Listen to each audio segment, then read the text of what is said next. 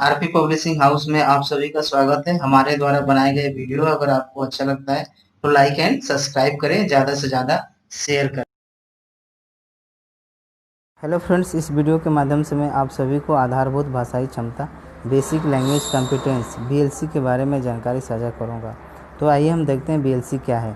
किसी भी भाषा का प्रयोग करने के लिए मुख्यतः दो प्रकार के कौशल की आवश्यकता होती है। पहला है रिसेप्टिव स्किल, दूसरा एक्सप्रेसिव स्किल। चाहे आपका हिंदी भाषा हो या अंग्रेजी भाषा हो, सभी भाषाओं में ये दो प्रकार के कौशल की आवश्यकता होती है। अगर हम रिसेप्टिव स्किल की बात करें तो सुनकर समझना, सुनकर पढ़कर समझना, संकेत तथा फिंगर स्पेलिंग से समझना, लिखित शब्दों को पढ़कर समझना, ये विभिन्न प्रकार के एस्पेक्ट्स हैं जो रिसेप्टिव स्किल के अंतर्गत आते हैं। उसके बाद अगर हम एक्सप्रेसिव कौशल की बात करें तो अभिव्यक्त कौशल में बोलकर, संकेत के माध्यम से, लिखकर हम एक व्यक्ति को बता सकते हैं, या हम वर्ड साइन के माध्यम से भी हम एक किसी व्यक्ति को अपने विचार और भाव को अभिव्यक्त करके बता सकते हैं। तो इस तरीके से जो है हम आपके एक्सप्रेशन स्किल में प्रयोग करते हैं, जिसमें बोलकर, संकेत के माध्यम से, फिंगर स्पेलिंग के माध्यम से, लिखकर, या हम वर्ड साइन के माध्यम से भी करते हैं। अगर हम भाषा या भाषिक क्षमता की अगर हम बात करें तो उसमें हम इसको इस रूप में देख सकते हैं कि अगर किसी व्यक्ति की जो क्षेत्रीय भाषा है वो क्षेत्रीय भाषा उस व्यक्ति की उम्र के अनुरूप है या नहीं है, या वो व्यक्ति अपनी क्षेत्रीय भाषा को उम्र के अनुरूप उसको समझता है या नहीं समझता है। इसके साथ साथ वह उम्र के अनुसार अपनी क्षेत्रीय भाषा का निर्माण और प्रयोग करने की क्षमता उसके पास है कि नहीं है।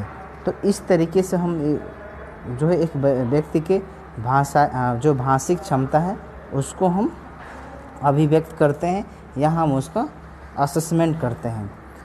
यहाँ पर बोला है कि अगर कोई भी इशारा जो है कोई इशारा किसी वस्तु दिखाए, केवल भाषा के माध्यम से परिस्थिति के अनुसार अपने विचार प्रदान करता है, तो हम भाषिक जो है आपका क्षमता का होना कहा जा सकता है। मतलब कि एक श्रवणबाधित बालक है, अगर वो किसी भी वस्तु को बिना इशारा के माध्यम से अगर वो बोलकर या वो किसी अन्य परिस्थितियों के माध्यम से अगर वो अपने विचार को अभिव्यक्त करता है तो हम कह सकते हैं कि उसके पास भाषिक क्षमता है।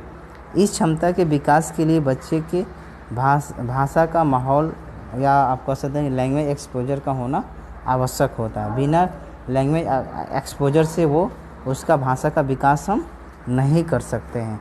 और भाषा का जो माहौल है या भाषा का एक्सपोजर है वो विभिन्न परिस्थितियों में हमें बच्चे के साथ प्रयोग करना चाहिए।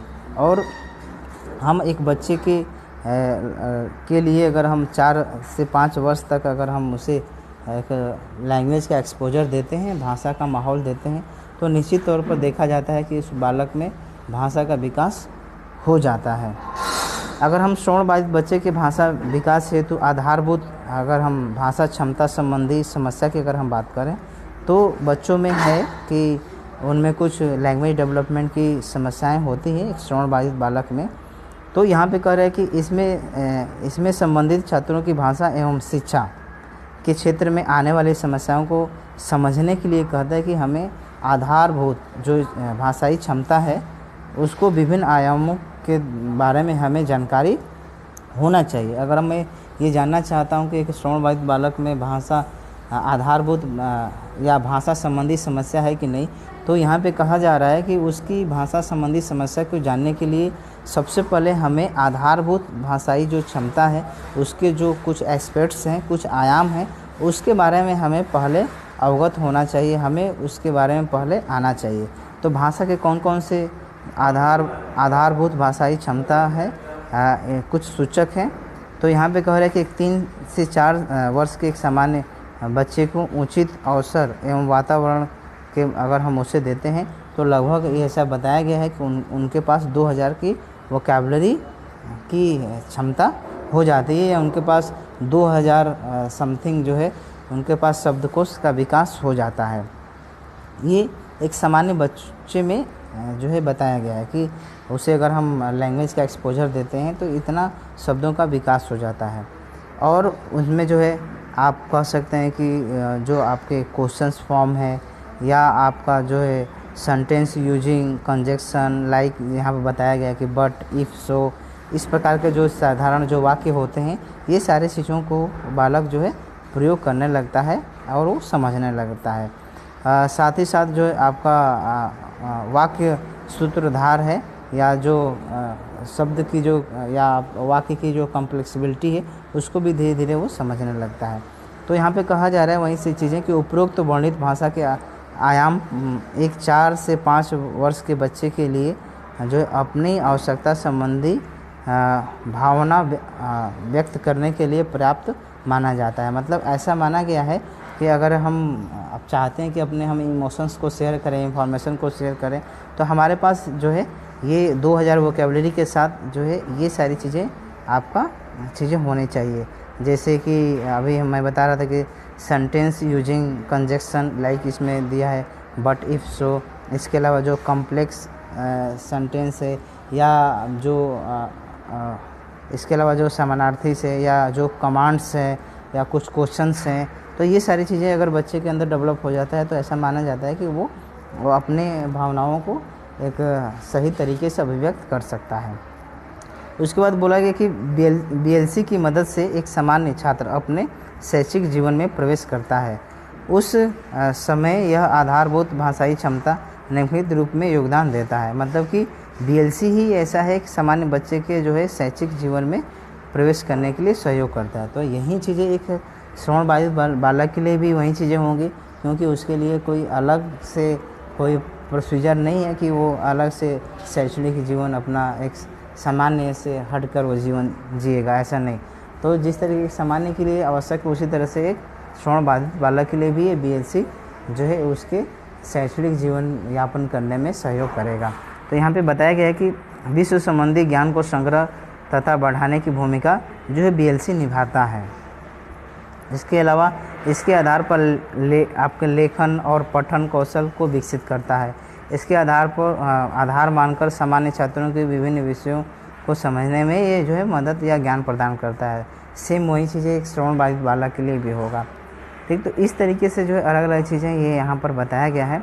अब यहाँ पर दूसरी ओर कहा जा रहा है कि श्रवण बाधित जो है इसी उम्र में 5 वर्ष की विद्यालयी शिक्षा के लिए व निम्नलिखित क्षमता के साथ प्रवेश करते हैं, जिसे कह रहा है कि बिना किसी मौखिक वार्तालाप कौशल को नैसर्गिक मानसिक क्षमता। उसके बाद बताया गया कि भाषा एवं वाणी को ग्रहण करने की क्षमता नहीं के बराबर जो है भाषा कौशल संबंधी माहौल। तो ये सारी चीज़ें जो है एक कहीं ना कहीं श्रवण बाधित बच्चे के लिए जो एक चुनौती होती है। और इनकी भाषा संबंधी अगर हम समस्याएं के बारे में बात करें तो बहुत ही जो है जटिल होता है और उनमें विकास करना भी एक बहुत ही कॉम्प्लेक्स कार्य होता है, क्योंकि अधिकतर समय देखा गया है कि भाषा विकास पर जो है जोर दिया जाता है और यह बच्चे के कुछ एक शब्दों के साथ प्रथम कक्षा में प्रवेश करते हैं, जहां इन्हें भाषा के साथ साथ ज्ञान भी जो है सिखाना पड़ता है। ये तो बात है कि हम एक बच्चे के लिए जब भी हम उसके लैंग्वेज डेवलपमेंट के साथ हमें अन्य चीज़ों का भी हमें उसके साथ काम करना होता है और सिखाना होता है, क्योंकि इस ज्ञान अर्जन के लिए भाषा संबंधी ज्ञान आवश्यक है। यह छात्र ज्ञान अर्जित करने के लिए जो है वो पीछे रह जाता है। तो ये चीज़ देखा गया है कि जब भी हम उसके साथ इस तरीके का प्रयोग करते हैं तो धीरे धीरे बालक वो चीज़ों को सीख नहीं पाता है और धीरे धीरे वो डिलेड होता जाता है, पिछड़ता जाता है। तो ये चीज़ें थी। अब हम यहाँ पर देखें तो आधारभूत भाषाई क्षमता में भाषाई आकलन, तो एसेसिंग लैंग्वेज ठीक इन्वॉल्व इन बीएलसी, तो ये चीज़ है। अब इसको भी हम जानेंगे। तो अगर हम यहाँ पर बीएलसी की आप असेसमेंट की बात करें तो कह रहे हैं कि भाषा आकलन का मुख्य जो घटक भाषा के विभिन्न पहलुओं से होते हैं और इन पहलुओं में विभिन्न प्रकार के जो आपके एस्पेक्ट्स होते हैं और जांच करना एक कठिन कार्य होता है श्रवण बाधित बालक के साथ, क्योंकि जो श्रवण बाधित बालक हैं वो आपके जो भी आप इंस्ट्रक्शन देंगे उनको समझने में या जो इंस्ट्रक्शन की जो प्रक्रिया है उसको समझने में कठिनाई होती है, जिसके वजह से हम उनके जो लैंग्वेज का आकलन है, भाषाई आकलन है, वो एक बेहतर तरीके से हम नहीं कर पाते हैं। तो कभी कभी कह रहा है कि वे बच्चे प्रश्न ही नहीं समझ पाते हैं एवं कभी प्रश्न समझते हैं तो उनकी प्रतिक्रिया रिस्पॉन्सेस भी सही तरीके से हम नहीं जान पाते हैं। तो ये कहीं ना कहीं है कि जो है बच्चे के जो लैंग्वेज असेसमेंट में जो है समस्याएं होती हैं।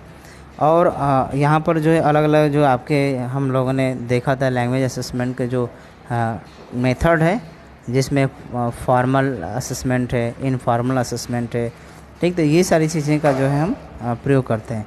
इस कार्य के लिए हम जो है आपका असेसमेंट का भी प्रयोग किया जा सकता है, चूँकि आपका आधारभूत जो भाषाई क्षमता है सामान्य बच्चों की भाषा संबंध क्षमता के रूप में समझा जा सकता है।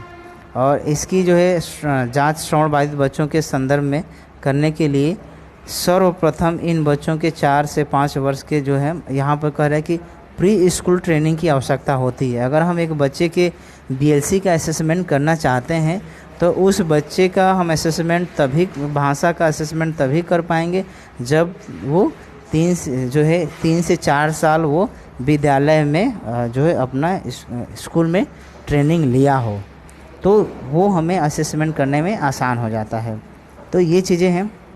इसके साथ ये भी बताया गया कि आधारभूत भाषाई क्षमता की जांच करने के लिए कुछ अनौपचारिक तरीके एवं तकनीकी जो बाणी को जो है लिखना पढ़ना पर आधारित होता है, जो निम्न रूप से हैं। तो ये बता रहा है कि ये औपचारिक तरीके से भी और कुछ तकनीकी हैं जिनके माध्यम से हम उसकी जांच कर सकते हैं। तो अब यहाँ पे ये सारी चीज़ें दिया हुआ है। जैसे कह रहा है कि भाषाई आपके भारतीय भाषाओं में मुख्यतः कारक चिन्ह का काफ़ी महत्व होता है, जैसा कि हम लोग जानते भी हैं। और यहाँ पर हम देख सकते हैं कि केस मार्कर का परीक्षण हम करेंगे, क्रिया के काल आदि का भी हम उपयोग देखेंगे, जैसे testing use of the case marker, tense of verb, ये सारी चीज़ें जो हमें कहीं ना कहीं एक बच्चे के भाषाई अगर हम कॉम्पिटेंसी को देखना है तो ये सारी चीज़ों को हमें देखना होगा कि वो सेंटेंस में अपने लैंग्वेज में प्रयोग कर रहा है कि नहीं कर रहा है।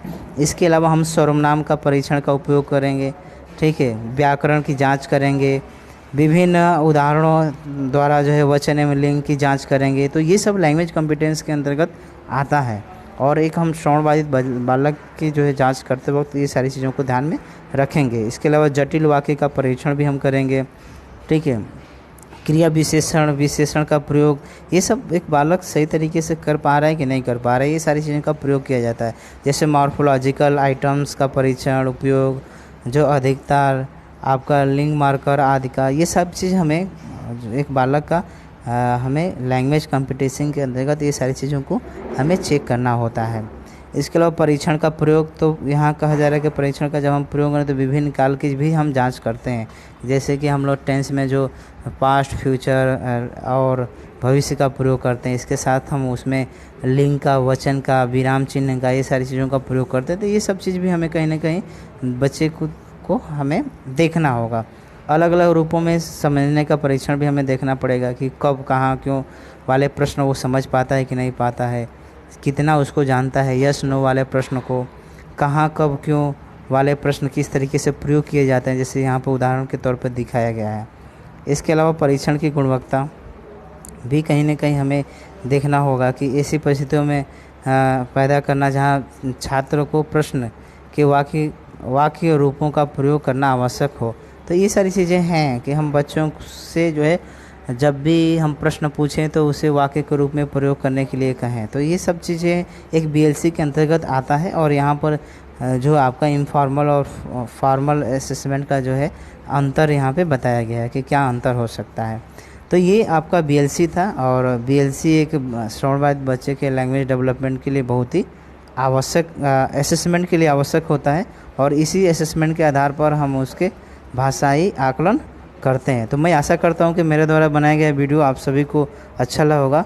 तो प्लीज़ हमारे वीडियो को ज़्यादा से ज़्यादा लोगों को शेयर करें, जिससे कि वो भी भाषा आधारित क्षमता के बारे में समझ सकें और इससे जो है लाभ प्राप्त कर सके। जो भी विद्यालय में वो काम कर रहे हैं वहाँ पे एक श्रवण बच्चे के भाषा का मूल्यांकन कर सके। और अभी तक आप हमारे चैनल को सब्सक्राइब नहीं किया है तो सब्सक्राइब कर लीजिए, बेल आइकन प्रेस कर लीजिए, ताकि नोटिफिकेशन के माध्यम से आपको समय समय पर मेरे चैनल द्वारा बनाए गए वीडियो आपको प्राप्त होता रहे और आप टॉपिक के बारे में अवगत होकर।